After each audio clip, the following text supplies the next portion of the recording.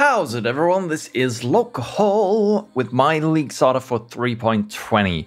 This is going to be a Lightning Conduit build guide, and I know what you're thinking. Why am I playing Lightning Conduit? It was literally deleted from the game because GGG reduced the damage and added damage effectiveness on the gem. And yes, that might be true. Lightning Conduit did lose about 25 to 35% of its damage. This skill was overperforming so hard in 3.19 that this nerf wasn't enough to make it a bad skill. All the footage that you're going to see in this video was recorded with a simulated gem nerf where I de-leveled the gem by 3 to 4 levels and it still felt great to me. On top of that, curses against bosses are being buffed, meaning that this should help compensate somewhat for this damage loss against a single target.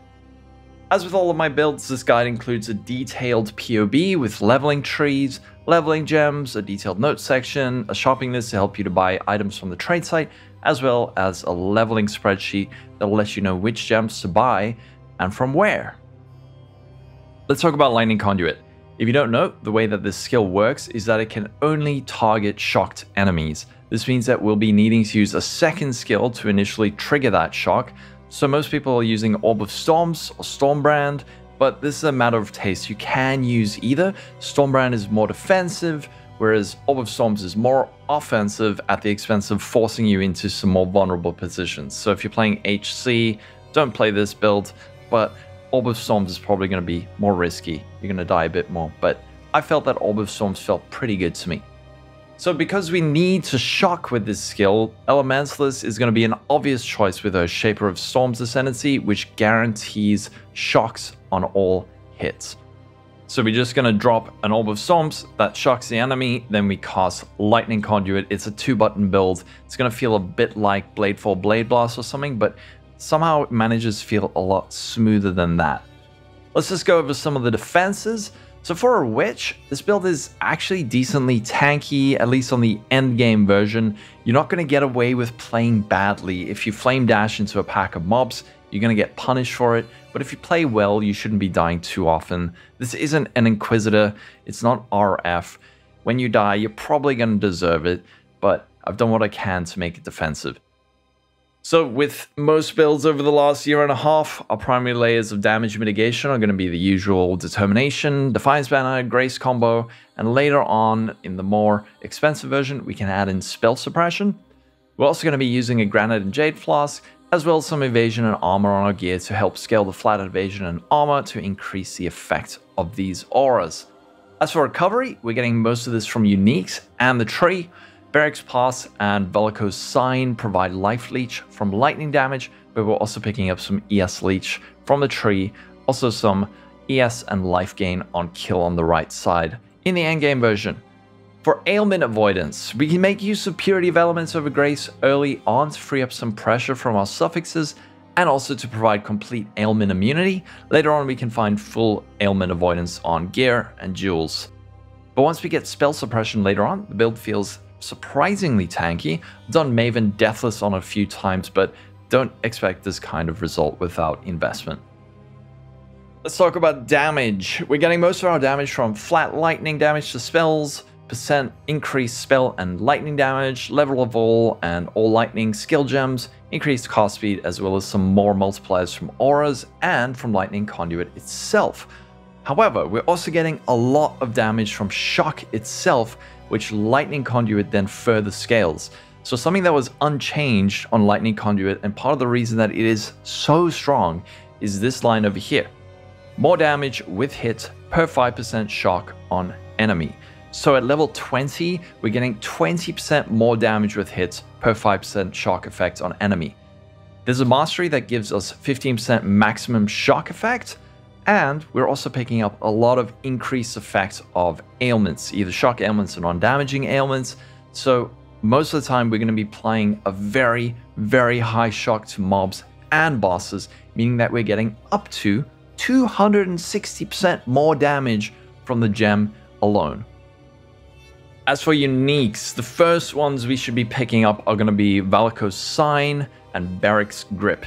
Not only do these rings provide a lot of damage, they also help us with recovery, providing a bit of lightning damage leached as life and energy shield. And then after this, there's going to be a big one, Thunderfist.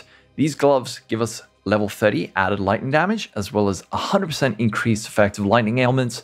We're going to be popping our Lightning Conduit into these gloves to provide a massive damage increase. The only downside is that early on these gloves might be very expensive. Lastly, these cost several divines for the first couple of weeks of League, but this was primarily because of Doriani's. Lightning was super meta last League, so hopefully if this skill flies under the radar and not too many people are playing Lightning, these gloves won't be too expensive.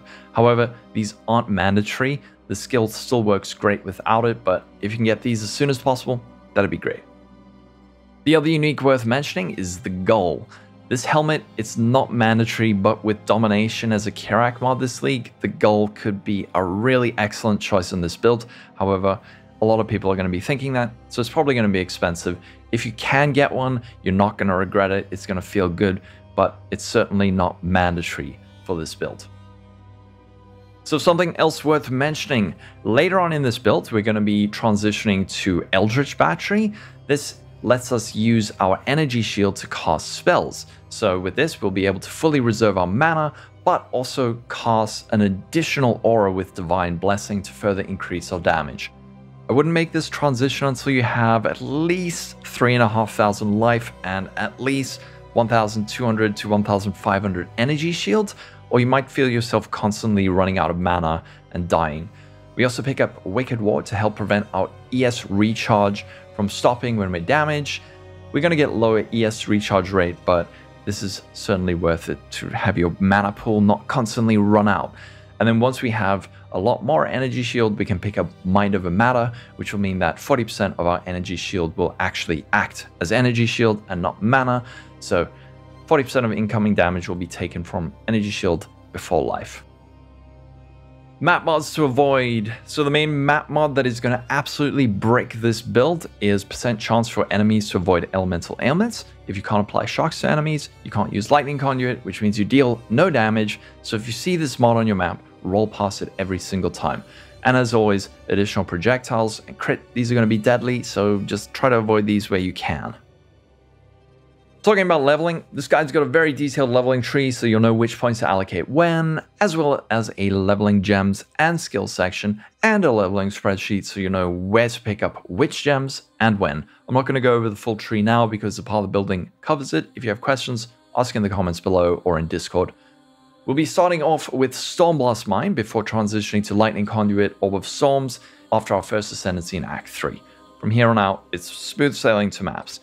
Our main auras while leveling are going to be Herald of Thunder and Clarity. We're not using defensive auras, so play safely while you can, but after picking up Sovereignty at level 54 around Act 8, we can add in a single defensive aura. I'm going to recommend Purity of Elements initially, just for the extra resistances and ailment immunity, but you can use Determination if you have some armor on your gear and a nice granite flask.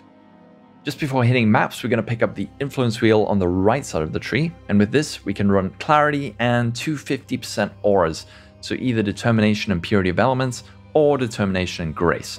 We're going to drop Herald of Thunder for now, as our damage will be fine, and getting levels and not dying is going to be more important than having that extra damage from Herald of Thunder.